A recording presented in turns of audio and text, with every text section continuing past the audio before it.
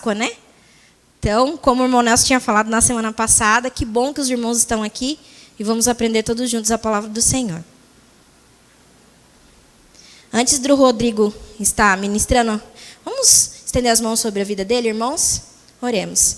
Pai, em nome de Jesus, nós queremos te agradecer por esse momento tão ímpar aqui, ó Pai, na tua casa. Muito obrigado, Senhor, porque agora o Senhor preparou um momento especial que nós vamos ouvir aquilo que o Senhor tem a nos ensinar. Então, abençoe a vida do Rodrigo, que o Senhor o capacite, use ele, ó Pai, para que a gente possa aprender mais da tua palavra nessa noite, e que teu Espírito Santo abençoe as nossas vidas através da vida do Rodrigo. Pai, muito obrigado, em teu nome que nós pedimos e nós agradecemos, Senhor. Amém.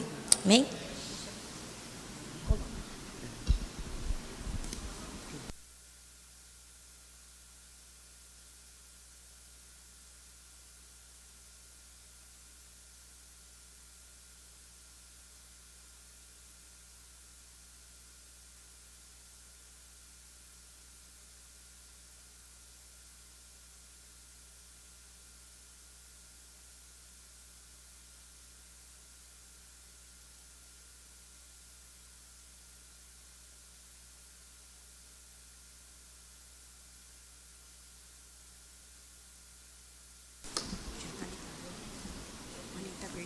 Tá ótimo. Pode ser mais pra cá, assim. Isso.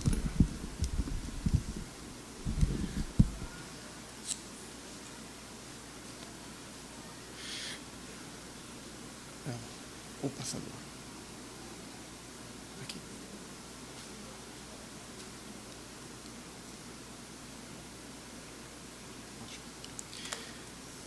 Shalom a todos. Primeiramente, gostaria de agradecer a oportunidade de poder estar trazendo a palavra. Estaremos falando nessa quarta-feira e na próxima quarta, dando continuidade a esse tema. Para mim, trouxe duas alegrias. Primeiro, poder pregar a palavra de Deus, que já é um motivo de alegria. Mas quando fala da Pessacha, o coração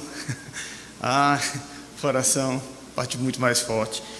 Então, é um amor todo especial pelas festas sagradas de Israel, e poder ter essa oportunidade de expor elas e mostrar a sua conexão, a importância dela para os dias de hoje, é um motivo de muita alegria. Hoje nós vamos falar sobre a Pessacha, a Páscoa. Mas uma coisa que vamos aprender hoje é que a Páscoa não é uma festa desconectada.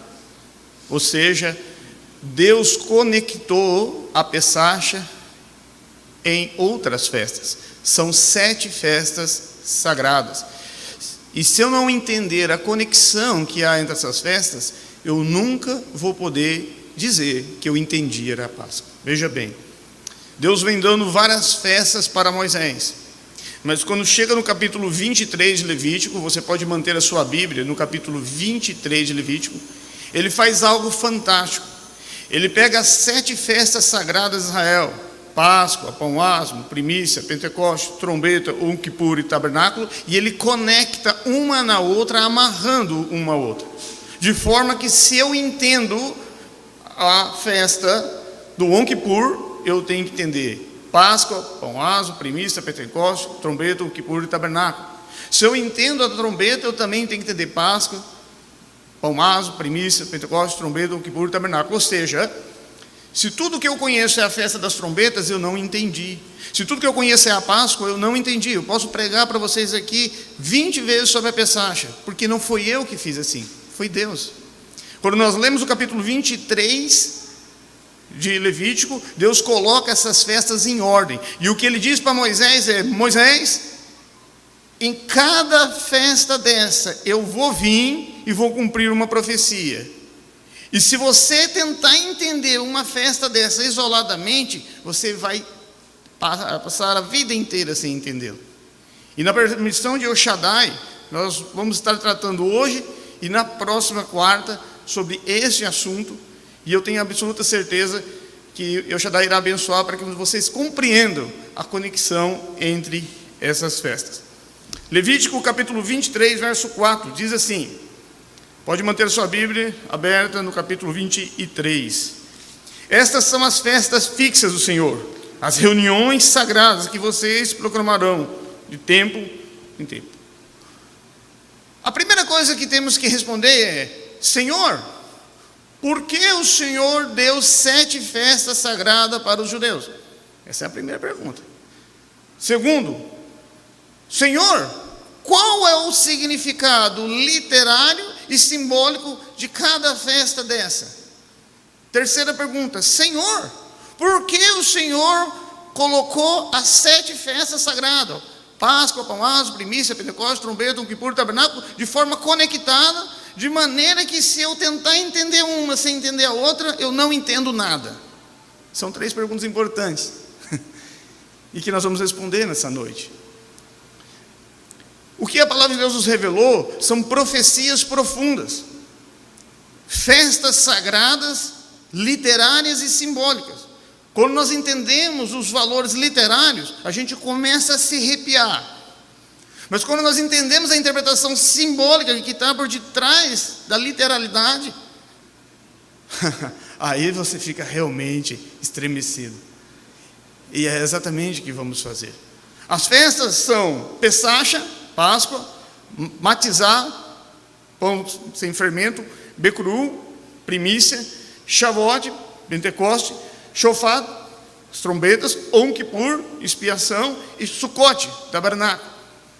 São estas as festas sagradas. Está tudo no capítulo 23 de forma conectada. Ou seja, se você na sua casa lê o capítulo 23, as festas, essas 7 festas estão em sequência e elas são autoexplicativas praticamente.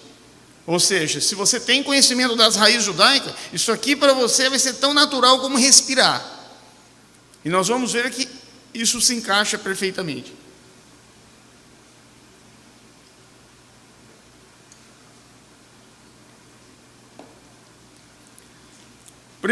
Vamos continuar, Levítico 23, 5. Primeira festa, Páscoa. A Páscoa do Senhor começará no entardecer do 14º dia do primeiro do mês. Levítico 23, 5. Então aqui já no início ele inicia com a primeira festa, a Pessacha, a Páscoa. E aí eu tenho que me perguntar o que é a Páscoa?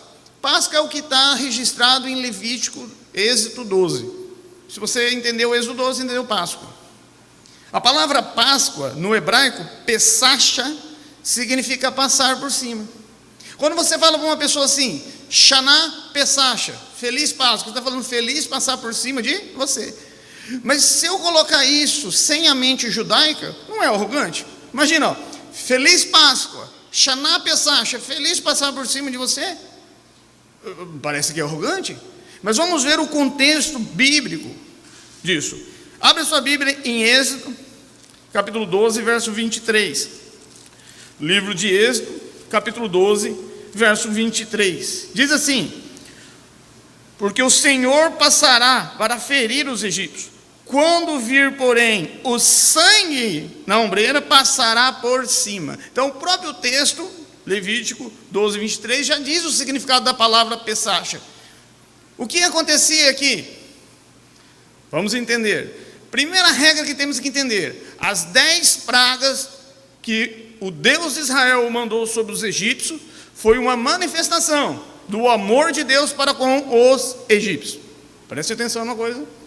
As 10 pragas que o Deus de Israel mandou sobre os egípcios foi uma manifestação do amor de El Shaddai para com os egípcios. Você não escutou errado. Vamos provar isso. Primeira regra: El Shaddai não poderia matar todos os egípcios com uma praga só? Ele tinha poder para isso?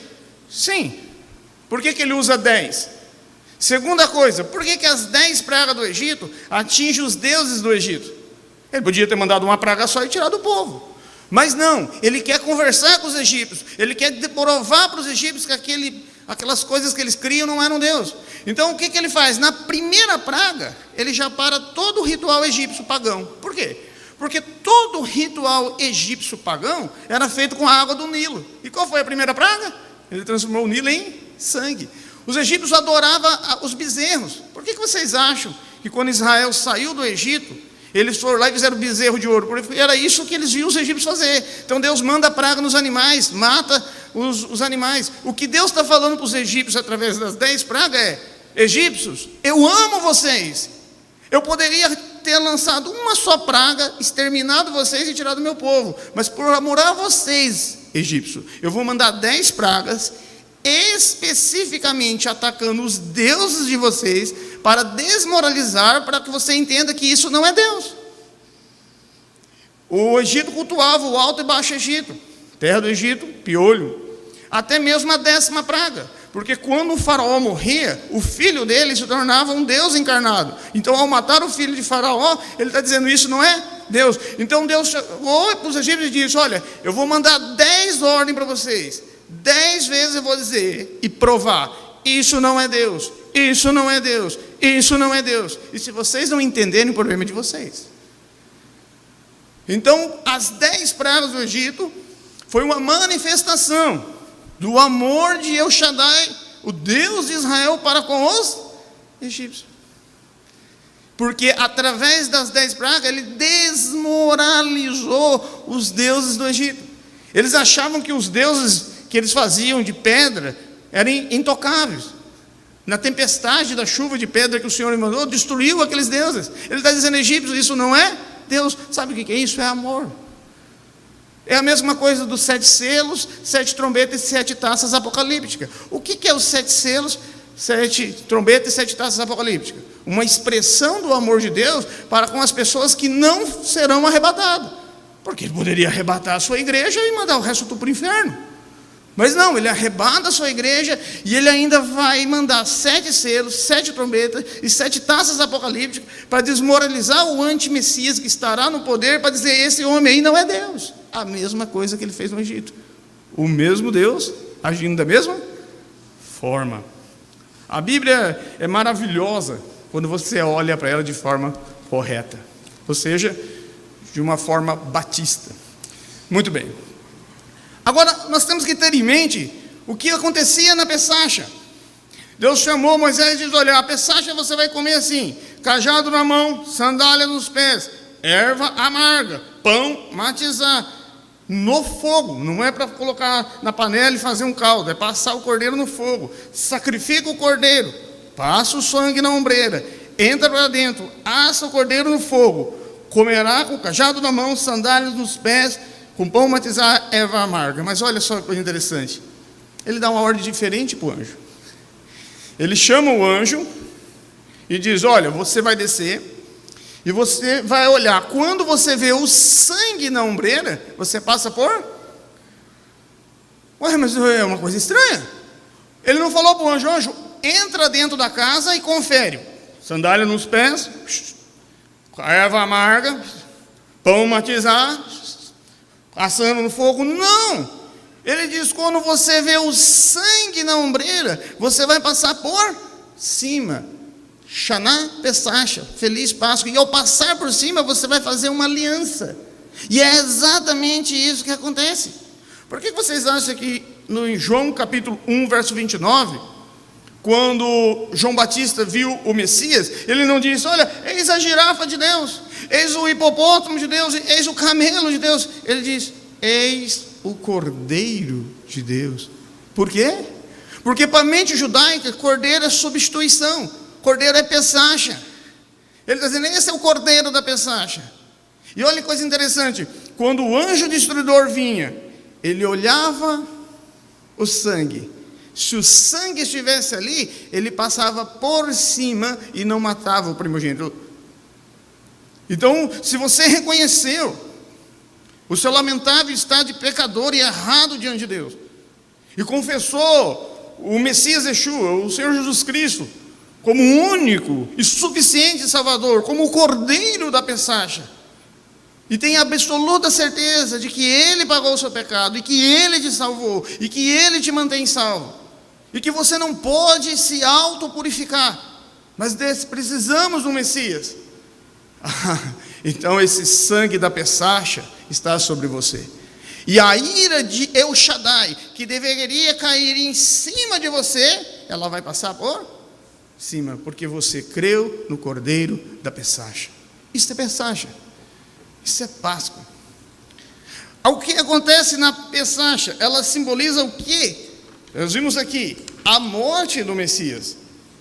Veja bem, se a Pesach simbolizasse a morte e ressurreição, tudo junto, então a festa das primícias, que simboliza a ressurreição, se torna desnecessário. Veja bem, Deus deu uma festa para representar a morte do Messias e outra para representar a ressurreição. Então, mas na minha tradição, Páscoa é ressurreição. É uma tradição, não é o que está na Bíblia. Nós temos uma festa exclusiva para isso, nós vamos ver essa festa. Agora, a primeira festa é a Páscoa, simbolizando a morte do Messias. Essa é a primeira festa. Aqui é só a mensagem que quarta-feira que vem vamos estar falando sobre a messianidade de Yeshua, puxando um gancho disso aqui. Então, a primeira festa, Pesach. Qual é a segunda festa que está na sequência aqui? Levítico, mantenha a Bíblia aberta em Levítico 23, verso 6. Está tudo aqui certinho, Levítico 23, 6. 23, 6. A festa do Senhor, festa do pão sem fermento. Olha que coisa interessante.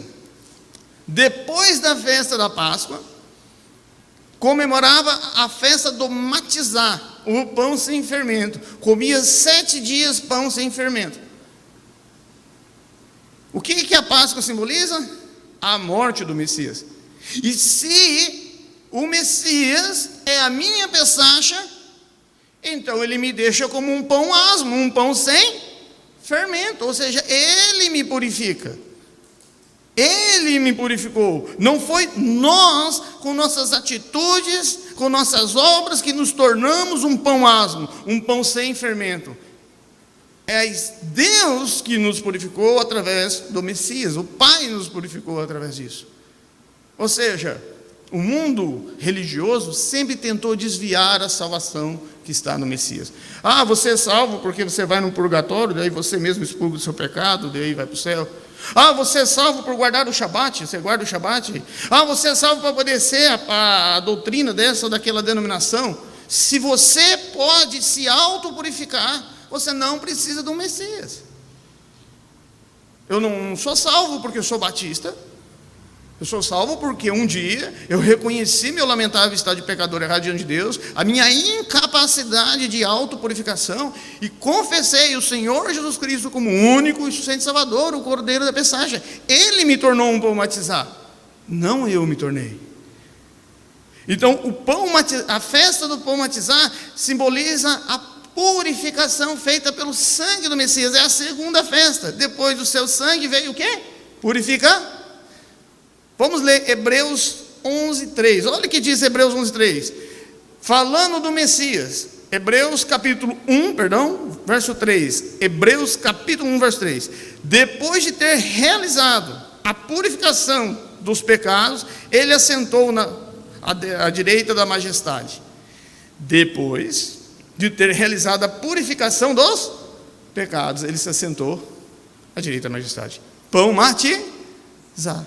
Ou seja, se você tem o Messias como o Cordeiro da Pesach, você é um pão matizá. Você foi purificado. Nós não podemos nos autopurificar. Você pode se autopurificar obedecendo à lei. Eu posso passar a noite inteira aqui ditando mitzvot, mandamentos que nós não obedecemos. Não sai uma palavra torta de vossa boca. Não tem uma raiz de amargura em vosso coração. Seja todas as suas atitudes feitas em amor. Ame o próximo como a ti mesmo, e a lista segue. Como alguém pode se autopurificar? O que Moisés fazia? Lê um pouco mais a lei, obedece mais um pouco, e daí você é purificado? Não, ele sacrificava o cordeiro e aspergia o sangue e dizia: eis o sangue da propiciação. Pelo sangue. Não por obras, para que ninguém se glorie. Então, se o Messias é a minha Pesach, se ele é o Cordeiro da Pesach, o que nós somos? Qual é a segunda festa? Pão matizá, pão sem fermento. Hebreus 1:3. Depois de ter realizado a purificação dos pecados, não dele, mas nossa, ele, Jesus, Yeshua, se assentou à direita da majestade nas alturas. Pão matizá. Vai segurando as festas aí, que é 7 hoje. Muito bem. Mas agora a gente entendeu a primeira festa, entendemos a Pesach, entendemos o pão matizar. E qual é a terceira festa? Ben Coraum, primícia. O que acontecia na festa das primícias? Eu vou ensinar uma coisa aqui para vocês hoje, que o judeu ortodoxo que não aceita Jesus como Messias, odeia que um gentio saiba. Veja bem, o que eu vou explicar para vocês hoje, um judeu ortodoxo, de Talit, de Teli, que é pá, ele odeia que você saiba. Ele fica assim, tomara que ele leia e nunca veja isso. E se vocês contarem que eu ensinei, eu nego. O que acontecia na festa do Ben Coraum, a festa das primícias? Levítico 23, 9 a 10. Continuamos em Levítico. Disse o Senhor a Moisés: diga o seguinte aos israelitas: quando vocês entrarem na terra que eu lhe dou e fizerem a colheita, traga para o sacerdote o feixe dos primeiros frutos, dos primeiros cereais. O que acontecia nessa festa? Vamos entender essa festa. A festa das primícias, dos primeiros frutos, era uma festa de esperança. Por que ela é uma festa de esperança?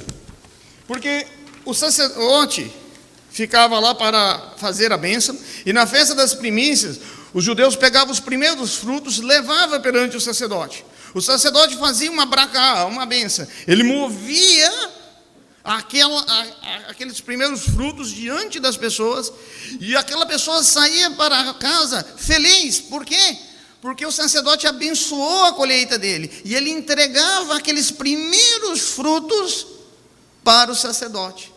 Então era uma festa de alegria, era um momento do sacerdote, os sacerdotes abençoarem a agricultura, abençoarem a colheita, um momento de gratidão, era um momento de felicidade, a festa da primícia.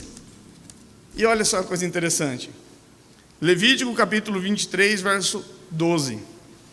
No dia após o sábado, o sacerdote moverá o feixe, festa das primícias. Que dia que a festa das primícias era realizada? No dia após o Nodô. Que dia Jesus estou? Imagina você conversando com um judeu ortodoxo. Por que a festa das primícias, a festa da alegria, não pode ser no Shabat? Por que tem que ser justamente no domingo? Porque no domingo alguém muito importante ia ressuscitar. Porque essa festa das primícias, a festa da alegria, a festa da esperança, é um símbolo da ressurreição do Messias, que nos traz a esperança da nossa ressurreição através da dele. O que está a própria linguagem paulina? 1 Coríntios, capítulo 15, verso 20. Mas Cristo ressuscitou dos mortos, sendo ele a primícia dos que dormem. Paulo usou aqui a palavra Ben Coraum, que significa a festa das primícias. Veja bem, você pode ler todas as cartas paulinas e de Pedro, você nunca vai encontrar o apóstolo Paulo ou Pedro referindo-se à ressurreição ligando a Páscoa. Isso é tradição humana. Por quê? Porque Deus estabeleceu uma festa exclusiva para a ressurreição, domingo de Páscoa. Não, o que acontecia no domingo? Levítico capítulo 23, verso 12. No dia depois do sábado, moverá o feixe, festa da primícia. No primeiro dia da semana não era a Pesach. No primeiro dia da semana era a festa das primícias, dos primeiros frutos, a festa da ressurreição. Então o que a gente tem que fazer? Diz assim, Shaná Pesach, feliz domingo de Páscoa. Não, feliz Ben Coraum, feliz primícia, feliz primeiros frutos. Porque a Páscoa não é no primeiro dia da semana. No primeiro dia da semana é a festa da primícia. Então por que Paulo nunca usou a linguagem diferente? Vamos ver Tiago capítulo 1, verso 18. Por sua decisão, ele nos gerou pela palavra da verdade, para que sejamos como Ben Coraum, as primícias dos que dormem. Tiago 1, 18. Imagine bem, você conversando com Paulo e Tiago. Paulo e Tiago, por favor, vem aqui. Por que toda vez que você vai falar da ressurreição, o Senhor não fala da Páscoa? Porque a Páscoa não representa a ressurreição. Não existe domingo de Páscoa, pelo menos não na Bíblia. O que existe é o primeiro dia da semana, a festa do Bem Curium. Então, o que todos os crentes deviam fazer no domingo? Dizer, feliz primícia, feliz primeiros frutos. Eu já expliquei isso aqui para pessoas, dizem, não, o negócio é o seguinte, Rodrigo, a nossa tradição ensinou domingo de Páscoa, é assim que nós vamos fazer. Tudo bem. Se você pratica isso por tradição, amém. Mas se um gentil falar para mim que isso tem base bíblica, é bom que ele esteja com as pernas bem boas, porque eu vou pôr ele para correr. Porque não é o que está na Bíblia. Então, o que nós temos? Páscoa, pão, matizar e primícia. 3 festas conectadas. São 7, vamos ver, foca nas 3. O que a Páscoa representa? A morte do Messias. O que o pão matizar representa? A purificação do pecado, o que ele fez com o seu sangue, com sua morte. E o que a primícia representa? A esperança, a ressurreição. A festa comemorada no dia após o sábado. Mateus capítulo 28, verso 1. Depois do sábado, tendo começado o primeiro dia da semana, foram ao túmulo. Quando Jesus ressuscitou? Na festa da primícia. Ele é a primícia. Então você pode chegar no domingo e dizer, feliz Bem Curium, feliz primícia, ressurreição. Ou seja, Deus é organizado. Ele deu uma festa para representar a morte do Messias, uma festa para representar a purificação e outra festa para representar a ressurreição. Por que isso é misturado? Porque nem todo mundo é batista, né? O mundo não é feito de batistas. Muito bem. Agora nós vimos que o Senhor cumpriu as 3 primeiras festas. Vimos os seus valores literários e simbólicos. Deixa eu fazer uma pergunta. Se El Shaddai cumpriu à risca as 3 primeiras festas, será que as outras festas ele vai cumprir? Tem 4 ainda para cumprir, veja bem, são 7 festas. Páscoa, Pão Ázimo, Primícia, Pentecostes, Trombeta, Yom Kippur, Tabernáculo. Se as 3 primeiras festas ele cumpriu à risca, será que vai ter alguma falha no cumprimento das outras 4? Não. Por que eu tenho certeza que as outras 4 vai cumprir à risca? Porque as 3 primeiras foram cumpridas à risca. Isso demonstra a perfeição do nosso Deus. Você não encontra isso no Alcorão, você não encontra isso na Bhagavad Gita, nos escritos de Confuso, no livro de Ellen White, Charles Russell, você não encontra isso em George Smith, você não encontra isso nos escritos de meditação de Buda, nada disso, de Confuso, por exemplo. Somente na palavra de Deus, a Bíblia, podemos ter profecias cumpridas à risca, festas sagradas que falam de forma literária, de forma simbólica e que se cumpriram à risca. E aí nós podemos dizer o quanto a palavra de Deus é viva. Nós não achamos que a Bíblia é a palavra de Deus, nós temos provas disso. Nós não achamos que Jesus é o Messias, nós temos e apresentamos provas disso. Nós temos uma fé sólida.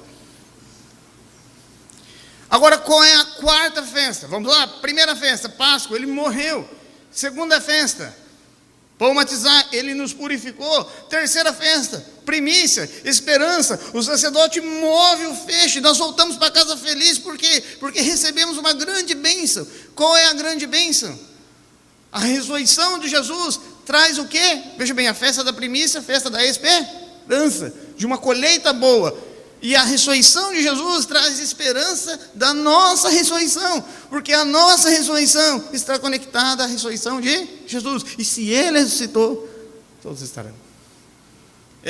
A coisa é bem simples, gente. A gente que às vezes mistifica demais, mas é bem didático. Se você ler o capítulo 23, você vai dizer, olha, isso aqui é mamão com açúcar. Agora, qual é a 4ª festa? Shavuot, Pentecoste. Vamos ler lá, Levítico 23, 16. Conte 50 dias, Levítico 23, 16. Conte 50 dias até o dia depois do 7º sábado. Então, apresentarei uma oferta de cereal ao Senhor. Então, vamos entender isso aqui. A festa do Shavuot, de Pentecostes, o que significa Shavuot? 50, porque é uma festa comemorada 50 dias depois da Páscoa. Desculpa, mas eu até não entendo, às vezes, igreja pentecostal, tal, mas Pentecostes significa 50, é um número, Shavuot. Igreja 50, só tem 50 membros, hein? Não, desculpa, mas é a verdade, é o que... O próprio texto traduz, Levítico 23:16, conte 50 dias, Shavuot. Por quê? Porque depois da Páscoa, somava 50 dias a festa de Pentecostes. Veja bem, nós temos 3 festas que já cumpriram. Páscoa, a morte do Messias, pão matizar, purificação, e bem cru, ressurreição. Nós temos uma festa no meio, a 4ª, que está em andamento. E nós temos mais 3 festas, trombeta, um Kippur tabernáculo, que é futuro. Então agora nós vamos ver uma festa que está em andamento. E que olha que coisa engraçada, nós fazemos parte dela. O que simboliza a festa do Shavuot, a festa de Pentecostes? Quando Deus deu essa festa para Moisés, ele quase caiu de costas. Veja bem, quando Moisés acabou de anotar sobre essa festa, o final ele queria ter infartado. Se você colocar as sandálias de Moisés ouvindo isso aqui de Deus, no final ele dizia, por favor, me acha um cardiologista aí. Vamos entender. Levítico 23, verso 17. Estamos na festa do Shavuot, de Pentecostes. Da vossa morada trazei 2 pães fermentados para ser elevado e apresentado ao Senhor. Olha bem. Imagina você conversar. Moisés. Deus, peraí, Deus. Peraí, o Senhor acabou de me dar a festa da Páscoa. Diz que na festa da Páscoa não pode comer pão fermentado. Como que era a Páscoa? Sandália nos pés, cajado na mão, pão matizar, erva amarga, assado o cordeiro no fogo, passado o sangue na ombreira. Muito bem.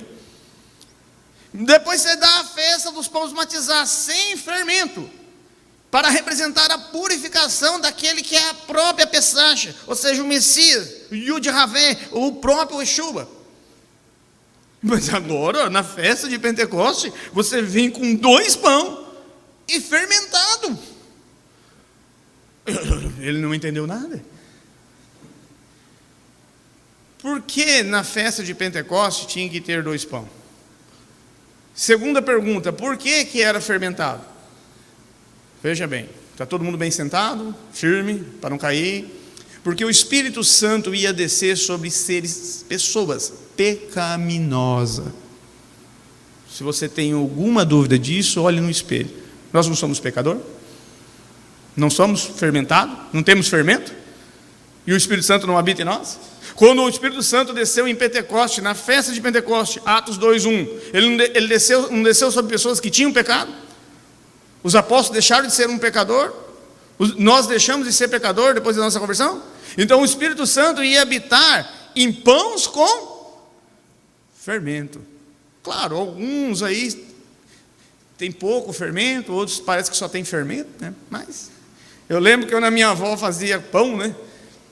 E ela tinha vezes que ela estava muito nervosa, que meu avô enchia muitas paciências dela. A casa da minha avó era cheia de crente, lotado, que naquele tempo era outra realidade. Os pastores vinham e ficavam um mês, né, na casa.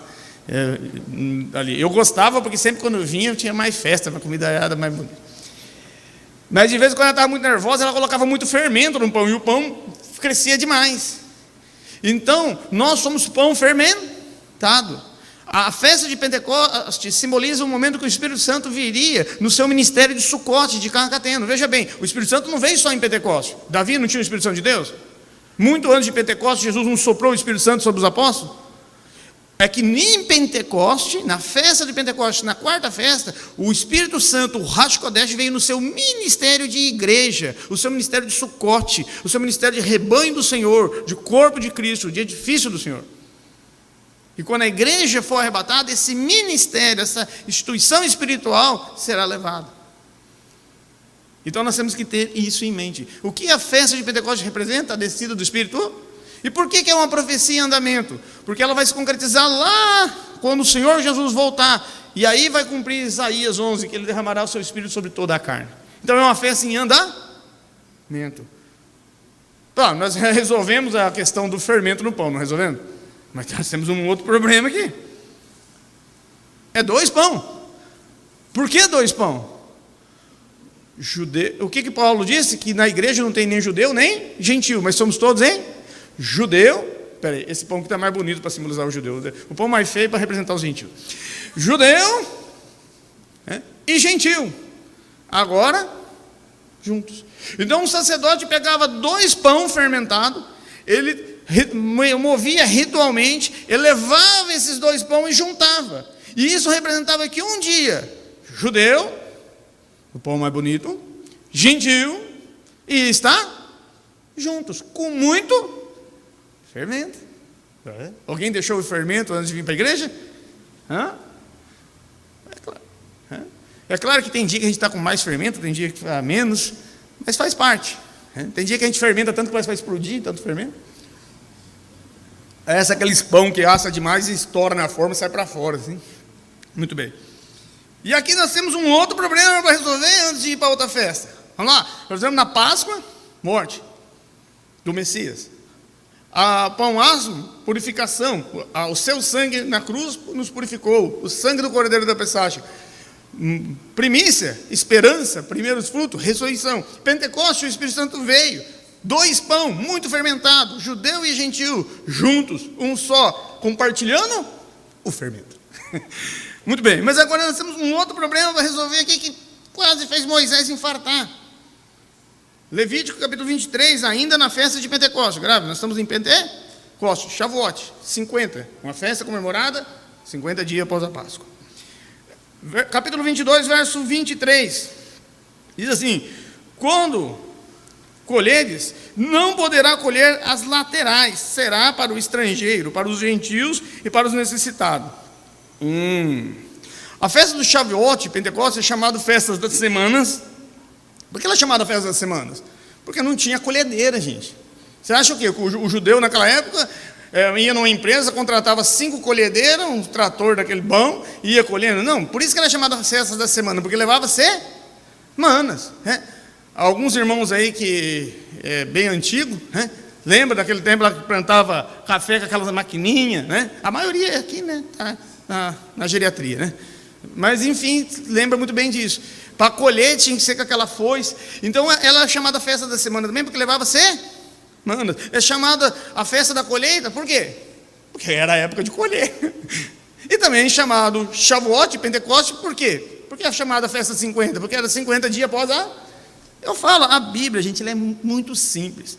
É mamão com açúcar. Então, nós temos esse problema aqui para resolver. Deus chama Moisés e diz: Moisés, você vai avisar o povo o seguinte, deixa anotado aí. Na festa de Pentecostes, quando eles forem colher, eles não podem colher as beiradas. Lembra do livro de Ruth, que foi atrás? E a espiga, aquilo que cair, não pode catar no chão. Então você vai colocar o borná aqui. A maioria aqui lembra o que é borná, Pelo menos 90%, sei que lembra. Eu colocava o borná e ia aqui. Se a espiga caiu no chão, eu não posso pegar. A colheita, eu tinha que deixar as pontas. Eu pegava a ponta de cá, a ponta de lá, só colhia o meio, não podia colher as pontas. Se você colhesse as pontas, se você catasse do chão que caísse, Deus não te abençoaria. Se você não fosse avarento, não colhesse as pontas, não catasse o que caísse e deixasse aquilo para os gentios que moravam na terra, e para o estrangeiro, está bem claro aqui, isso ficará para os gentios, os estrangeiros que moram na terra, aí Deus te abençoava. Era um teste de fé. Mas o que ele está dizendo? Imagina bem, se perguntando para Moisés, Moisés, vem aqui. Por que na festa de Pentecoste a gente tem que deixar comida para os gentios? Porque a festa de Pentecoste não é só para os judeus, era para trazer bênção para os gentios também. O Espírito Santo não veio só para os judeus, veio para os gentios também. O que ele está dizendo a Israel é: Israel, não guarde a palavra de Deus exclusivamente para você, leve aos gentios. Não seja ganancioso. Leve isso também aos gentios. Imagina um pai com um filho: papai, por que a gente não pode colher ali, papai? Nós plantamos. Ele diz: não, meu filho, é uma ordem divina, que isso aí tem que ficar para os gentios. Distribuir, levar a palavra também aos gentios. A igreja foi fundada por quem? Primeiro por Espírito Santo, mas por judeus. Lembra? Quando Pedro chegou no concílio da igreja em Jerusalém e falou que o Espírito Santo tinha descido sobre gentios, eles quiseram matar Pedro. Então Pedro teve que fazer um discurso dizendo: calma, gente, os gentios também receberam o Espírito Santo como nós recebemos no começo. Quase lixaram Pedro. E o que eles não haviam entendido? A festa de Pentecoste. Na festa de Pentecoste, judeu e gentios enchiam a barriga. Judeus e gentios comiam. Judeus e gentios eram abençoados. E o que aconteceu em Pentecoste? O que acontece hoje? Judeus e gentios recebem o Espírito Santo. É claro que a Bíblia diz: não entristeçais o Espírito Santo que habita em vós. Ou seja, quanto mais fermento tem esse pão, mais triste o Espírito Santo fica. Então é bom você dar uma olhada e perguntar assim: quanto de fermento tem aqui? Você vê se não está fermentando demais. Mas isso é uma questão pessoal, gente. Cada um deve avaliar a si mesmo. Sabe, quem fica avaliando a vida dos outros nunca consegue se autoavaliar. Nós temos que avaliar a nós mesmos. Muito bem. Então nós temos muito mais a falar dessa festa, mas eu prometi hoje que eu ia falar só 4 horas. Muito bem. Então, o que é essa festa de Pentecoste? Shavuot. Era a festa de Pentecoste, da descida do Espírito Santo. É uma festa que representava isso. Então, o que nós temos? Primeira festa, a festa da Páscoa, onde o Messias morreu. Depois, pão matizar. Se ele é o meu cordeiro da Pessacha, o sangue dele pagou o meu pecado, então eu me tornei um pão matizar. Por mim mesmo? Pelo meu mérito? Por aquilo que eu faço? Não, por aquilo que ele fez por mim. Eis o Cordeiro de Deus que tira o pecado do mundo. E aí eu posso então comemorar a festa das primícias, porque ele ressuscitou na festa das primícias. Ele ressuscitou no dia após o sábado, no primeiro dia da semana. É por isso que os apóstolos se reuniam para partir o pão no primeiro dia da semana. Muito bem. Mas agora eu tenho uma outra festa, das trombetas. E a pergunta que tem que ser respondida é: o que isso representa? Então vamos lá. Eu tenho a festa da Páscoa, pão asmo, primícia, Pentecoste, e agora eu tenho a das trombetas. O que acontecia ali? Levítico 23, verso 23 a 24. Diz o Senhor a Moisés: diga também aos israelitas: no dia 1º do 10º mês, vocês terão um dia de descanso, uma reunião sagrada. Comemorarão a toque de trombeta.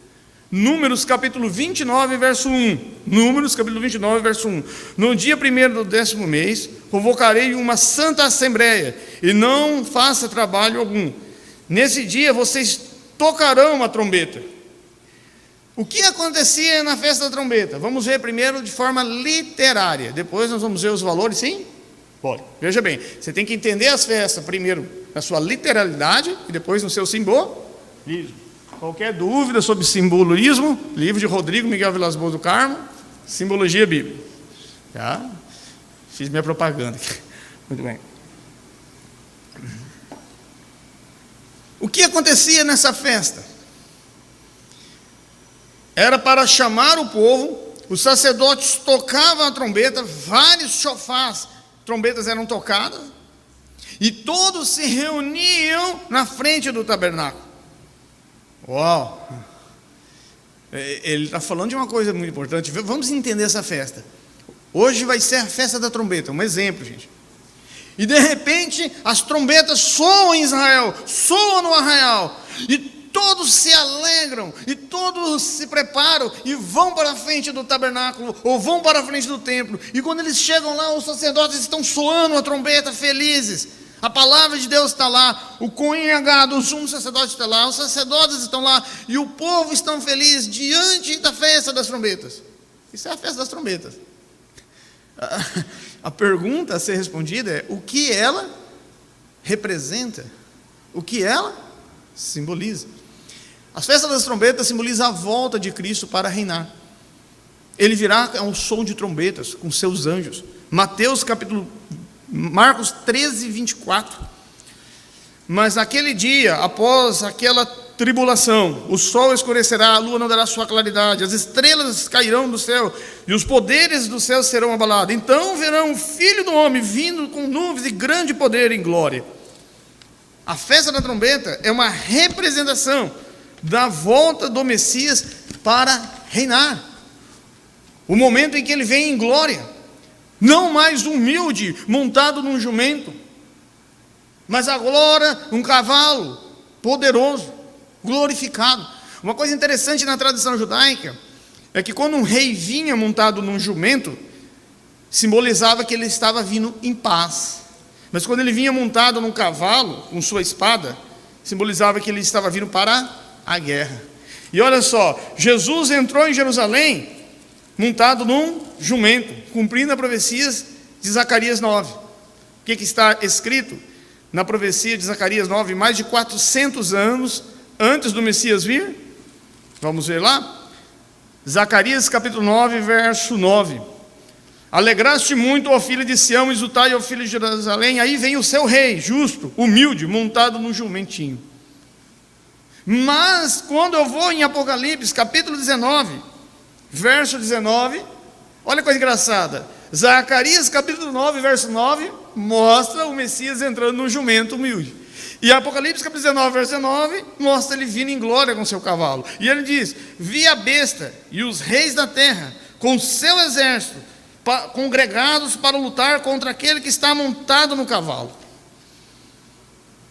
Mas aí ele vai vir na batalha de Meguido para destruir o império da besta, em som de trombeta, anjos soando. Então vamos lá.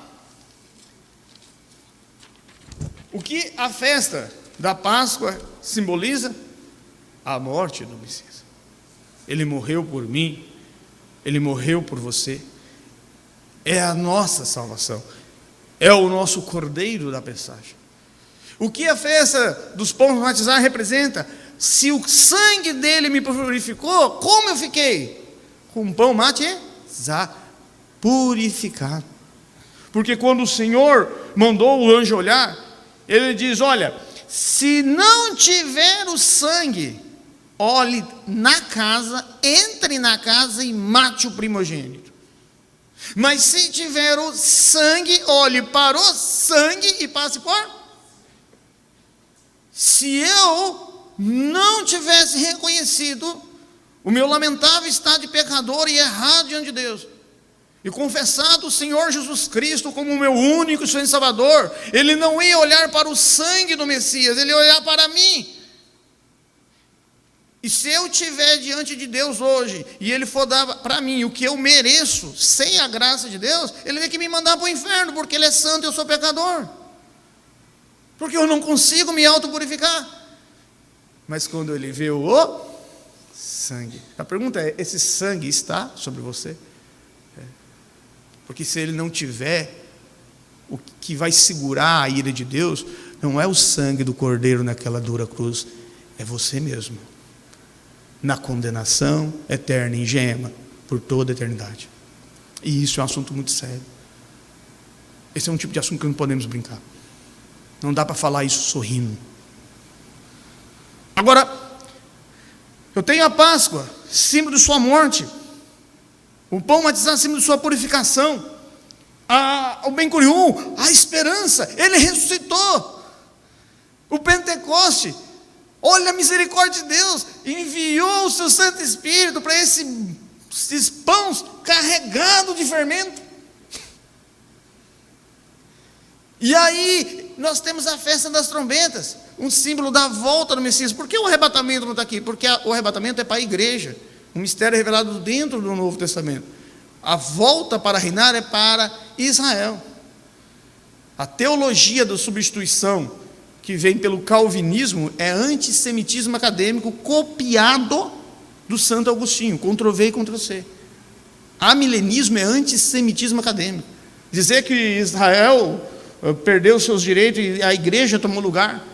Dizer que o fato de Israel ter voltado a ser uma nação em 1948, milagrosamente os judeus retornar para casa, é mera coincidência? É você pegar a doutrina do Santo Agostinho, o calvinismo, colocar na sua mente e no coração e jogar toda a base bíblica fora. A teologia da substituição é antissemitismo acadêmico. Ela não consegue explicar por que quando Deus levou Zacarias para a eternidade, nas suas 8 visões, ele mostrou 2 mulheres santas trabalhando, e não uma. Se a igreja tivesse tomado o lugar de Israel, tinha que ter uma mulher, tem 2. Ele não consegue explicar Romanos, capítulo 9, 10 e 11, onde Paulo diz que Israel tem passado, presente e futuro. Ele não consegue explicar porque, milagrosamente, às 4 horas da tarde, horário de Tel Aviv, de 1948, Israel voltou a ser uma nação, e faz mais de 70 anos que Deus está colocando os judeus na terra. O amilenismo e a teologia da substituição não conseguem explicar essas verdades espirituais, porque é antissemitismo acadêmico. E quem é o pai do antissemitismo? Será que a gente conhece o pai do antissemitismo? Conhecemos. 1 Crônicas, capítulo 21, verso 1. 1 Crônicas, capítulo 21, verso 1. E Satanás se levantou contra Israel. O pai do antissemitismo é o demônio. E os praticantes do antissemitismo são seus seguidores. Então, sim, Israel voltou a ser uma nação para que o Messias voltasse para Israel e salvasse Israel. Então, as festas das trombetas é um símbolo da volta do Messias em som de trombetas. E agora nós temos a 6ª festa, o Yom Kippur. Vamos recapitular. Primeira festa, Páscoa. Segunda, pão, batizar. Terceira, primícia. Quarta, Pentecoste. Quinta, trombeta. Agora eu tenho um problema. Tá, Jesus chegou e daí? Ele vai fazer o quê? Ele tem que cumprir mais 2 festas. Veja bem, são 7 festas. Páscoa, Pamás, primícia, Pentecoste, trombeta, Yom Kippur e tabernáculo. Ele está faltando quantas festas? 2. Senhor, mas na festa das trombetas simboliza a sua vinda.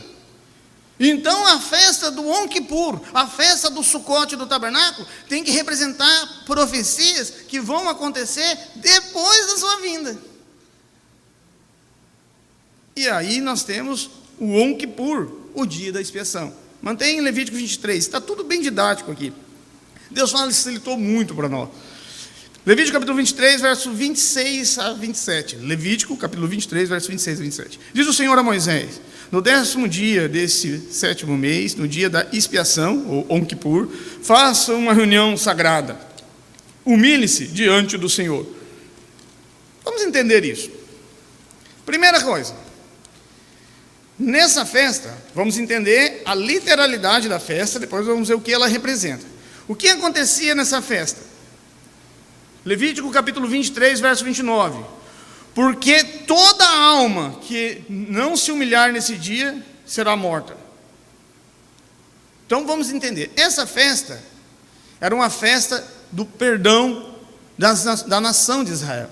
Somente na festa do Yom Kippur, o Cohen Agado, veja bem, somente na festa do Yom Kippur, o Cohen Agado, o sumo sacerdote, podia entrar dentro do Kadosh Kadoshim, o Santo do Santíssimo, só nessa data. Se ele entrasse no Kadosh Kadoshim, no Santo dos Santos, na Páscoa, ele morria. Se ele entrasse na festa do pão batizar, ele morria. Se ele entrasse na festa das primícias, ele morria. Se ele entrasse nas trombetas, na Pentecoste, ele morria. Nas trombetas, ele morria. Ele só podia entrar uma vez por ano na festa do Yom Kippur, nessa festa sagrada. E o que o Cohen Agado fazia? Pegava o sangue, entrava no santo lugar, depois no Kadosh Kadoshim, no Santo Santíssimo, ele colocava o sangue sobre o propiciatório, a Shekinah, a glória de Elohim, descia ali. Quem é a glória de Deus segundo Hebreus? Jesus. Jesus é a glória de Deus Pai. comunicava a ele, e ele saía para fora com um sangue e dizia: estão perdoados, o Senhor nos perdoou pelo seu sangue. E naquele dia, Levítico capítulo 23, verso 29, festa de expiação, se o sacerdote pegasse você rindo, preste atenção na coisa, era um dia que você tinha que se humilhar, reconhecer o pecado. Se o sacerdote pegasse você rindo, ele ia providenciar para que o seu corpo fosse colocado de um lado do acampamento e sua cabeça do outro. Eu sei que vocês estão entendendo, porque vocês são batistas. Agora eu tenho um problema a ser resolvido aqui. Vamos resolver esse problema.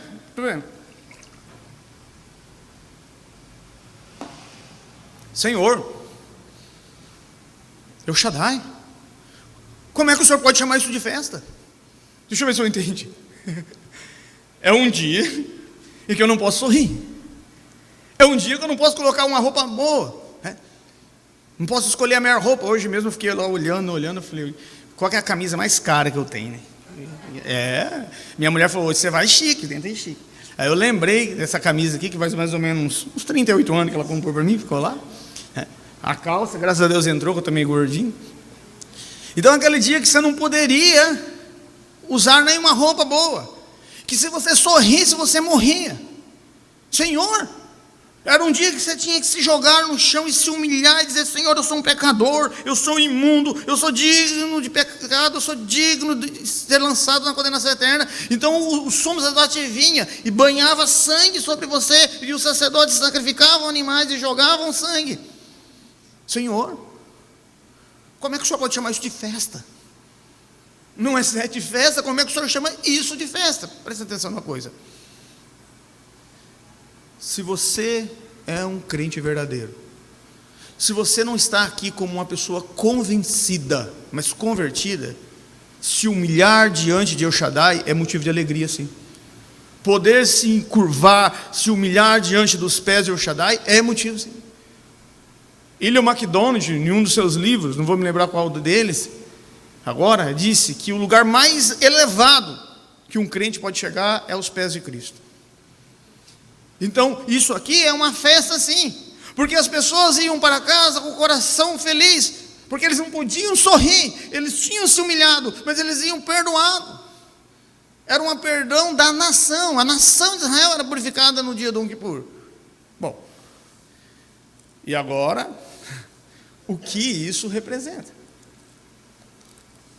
A festa do Yom Kippur é um símbolo dos julgamentos da nação. O que Jesus faz? Ele vem, desce do céu no seu cavalo, destrói o império da besta, salva Israel no vale de Megido, e depois ele estabelece o julgamento das nações. É isso que o Yom Kippur representa. Mateus capítulo 25, versículos de 31 a 32. Quando o Filho do Homem vier em sua glória, e todos os anjos assentar-se-á no trono da glória celestial, e todas as nações serão reunidas diante dele, e ele separará uma das outras, como um pastor separa as ovelhas dos bodes. Observe bem, a festa do Yom Kippur é um símbolo do julgamento das nações, onde o Messias vem para julgar as nações. Os que estão à esquerda, os bodes, são lançados na condenação eterna. Os que estão à direita, os salvos, vão se humilhar e dizer: muito obrigado, Senhor, porque Tu nos salvaste. Se não fosse Sua misericórdia, se não fosse a Sua graça, nós não estaríamos aqui. E vão poder chorar. Abra sua Bíblia em Zacarias 12:10. Aqui você vai entender o resultado do simbolismo do Yom Kippur. Zacarias capítulo 12, verso 10. E sobre as casas de Davi, e sobre os habitantes de Jerusalém, derramarei o meu espírito de graça e de súplica. Olharão para mim a quem transpassaram, e chorarão amargamente. Grave isso. Chorarão amargamente, como por um primogênito. Esse é o Yom Kippur na prática.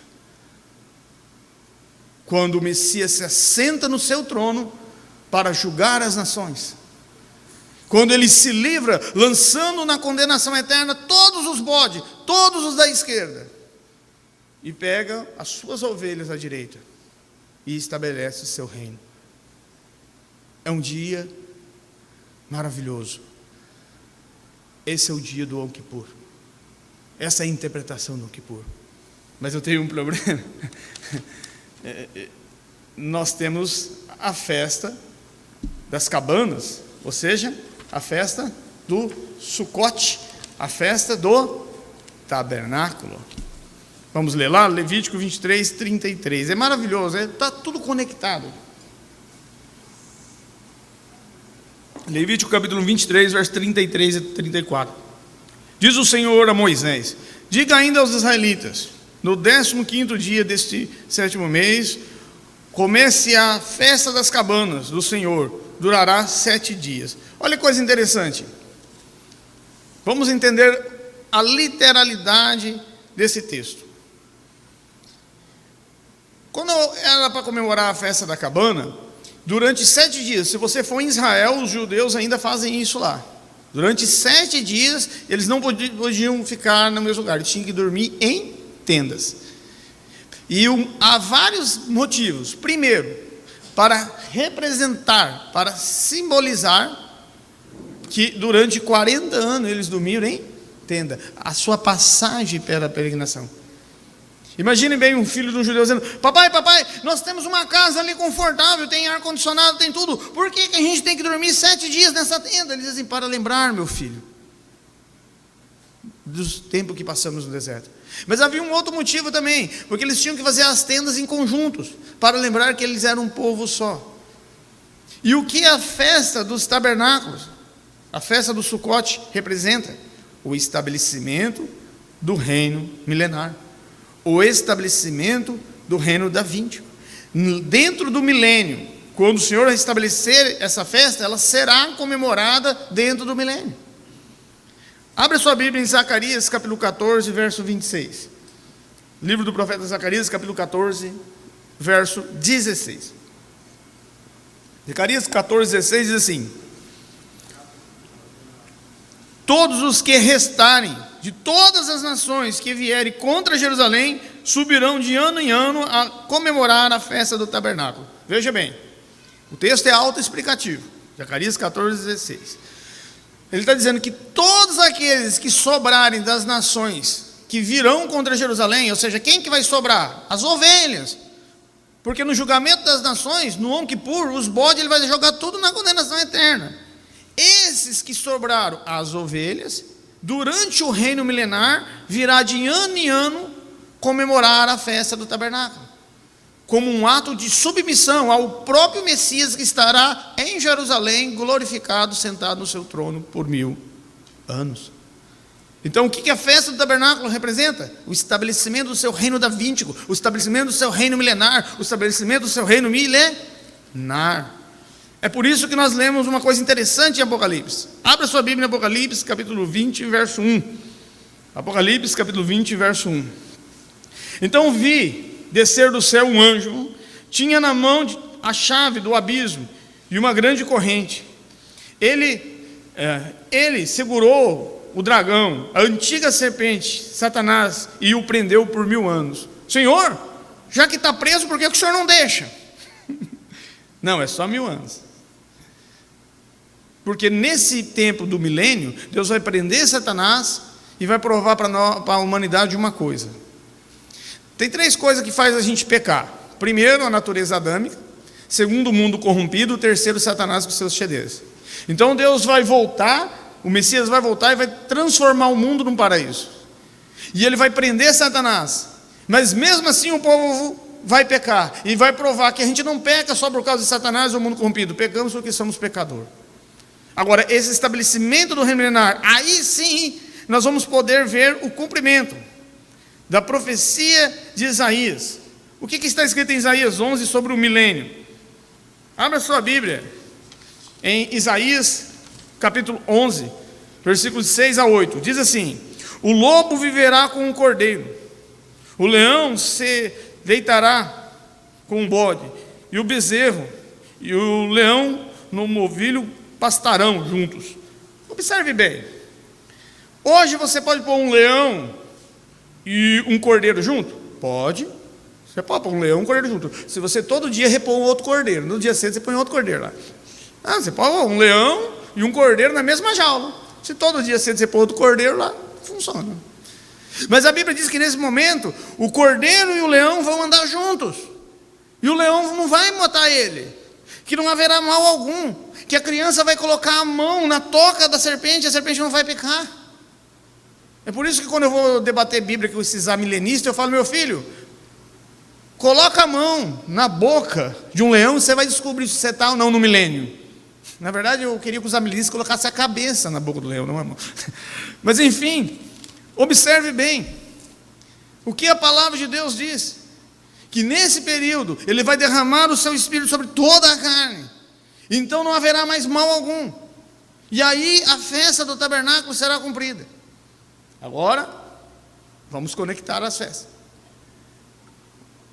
Qual é a primeira festa? Páscoa. O que ela representa? A morte. Segunda festa? Pão. A terceira festa? Primícia. A quarta festa? Pentecoste. A quinta representa a descida do Espírito Santo. A quinta festa, trombetas, a volta. A sexta festa, julgamento das nações, Yom Kippur. A sétima festa, tabernáculo. E aí ele estabelece o seu reino. Eu acredito que estourou um pouco o horário, né? Mas o desejo do meu coração é que a gente possa ter isso em mente.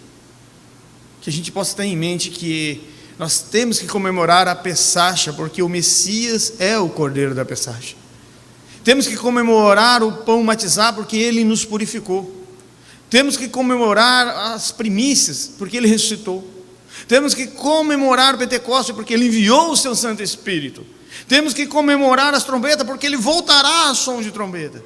Temos que comemorar o Yom Kippur, porque Ele purificará essa terra, purificará e estabelecerá o seu reino. E temos que comemorar o tabernáculo, porque Ele estabelecerá o seu reino milenar. Shalom a todos, muito obrigado. Quarta-feira que vem, nós vamos estar dando continuidade a esse estudo. Não percam, a nossa